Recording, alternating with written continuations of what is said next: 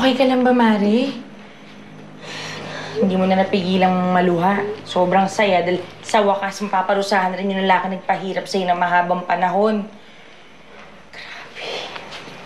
Hindi naman yun ang dahilan kung bakit ako nagkakaganito, Ani. Huwag mo sabihing naawa ka kay Felix, ha? Hindi mo naman sasadyang maramdaman to eh.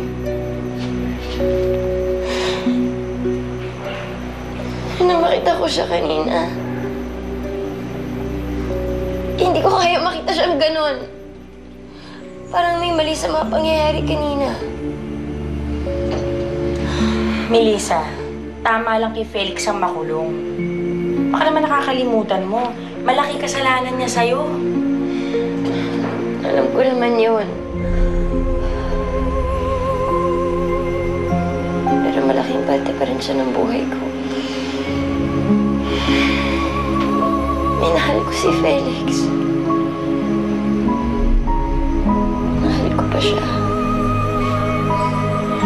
Melissa, tapos na kayo ni Felix. Ituon mo na ang atensyon mo at pagmamahal mo sa taong deserving sa puso mo. Si Roberto yun. Mahalin mo siya ng gaya ng dati. At magsimula kayo kasama si Eva. Eva. Si Eva. Paano ko sasabihin sa kanya na matagal niya hindi makikita yung daddy niya?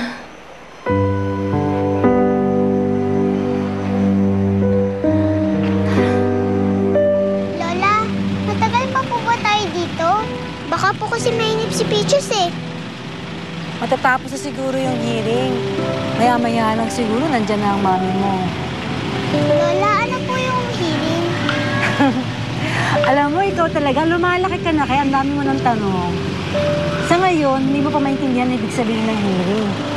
Pagdating ng panahon, papaliwanag ko sa'yo, ha? Nauuwang Lola, bibili lang ako na may inom. Pero wag kang aalis dito. Opo. O, sige. Tara, Peaches, laro tayo. Ito ka. Ha-ha.